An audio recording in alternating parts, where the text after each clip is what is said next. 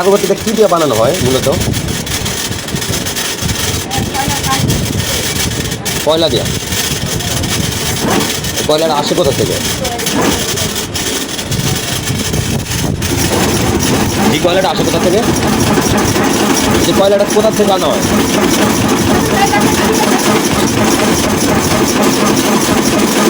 এই যে আগরবাতিটা যেন বানানো হয় এখানে, এই যে এটা কি কয়লা বলে? এই কয়লাটা কোথা থেকে আনা হয়? বিভিন্ন জায়গার থেকে। কয়লাটা আসলে কি দিয়ে বানায়? কয়লাটা বানায় কি দিয়া?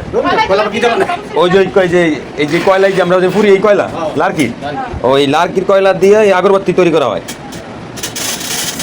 আর এই কারিটাও মূলত ঠিক আছে। হ্যাঁ,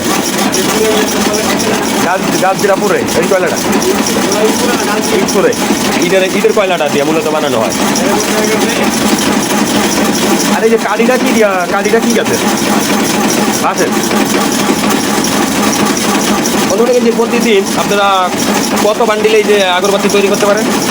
প্রতিদিন কত বান্ডিল আগরবাতি তৈরি করা হয়? কেজি কত কেজি? 30-40 কেজি। একটা কত টাকার মতন একটা আয় আসে দৈনিক বা মাসিক? না, একটা তারপর একটা মাসিক কত টাকা আয় আসে এই যে এত শ্রম দিচ্ছেন?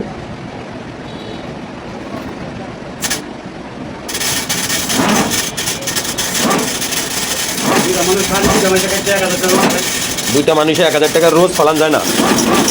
এই যে এত কষ্ট করে আগরবাতি তৈরি করা হচ্ছে নিজেরাই দুইজনে, এই যে দুইটা মেশিন দ্বারা অল্প কিছু টাকার বিনিময়ে দুটো মেশিন দ্বারা কিন্তু এই কয়লা করে আগরবাতিগুলি তৈরি করা হচ্ছে। কিন্তু প্রতিদিন যে একটা মানুষের হাজিরা সেটাও হয় না, যেহেতু এখন আগরবাতিটা খুবই কম চলে। আগরবাতি বেশি হচ্ছে হয়তো হিন্দুদের এখানে ক্ষেত্রে তারা ব্যবহার করে থাকে, তো তারপরও এই যে এনারা দুইজনে বানায়, খুবই সারাদিন পরিশ্রম করে, 1000 টাকা হাজিরা উঠাতে পারে না। এইভাবেই আগরবাতিটা তৈরি করে এই যে ছোটো ছোটো এই মেশিনগুলিন দিয়ে। এই মেশিনগুলির দামটা কত? 1,35,000 টাকা এই যে মেশিনটা, যেটা দিয়ে মূলত আগরবাতিটা তৈরি করা হয়। আর এই যে এই মেশিনটার কাজ কি? মাল মিলায়। এই মেশিনটা দিয়ে যে আগরবাতিটা করানো হয় মালটা মিলায়, যে কয়লা দিয়ে আগরবাতি মূলত করা হয়। যাক, আজকে ভালোই লাগলো দেখে।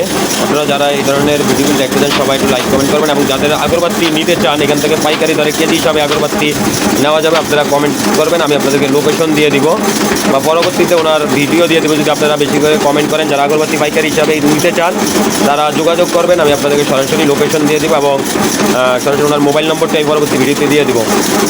ভালো থাকবেন।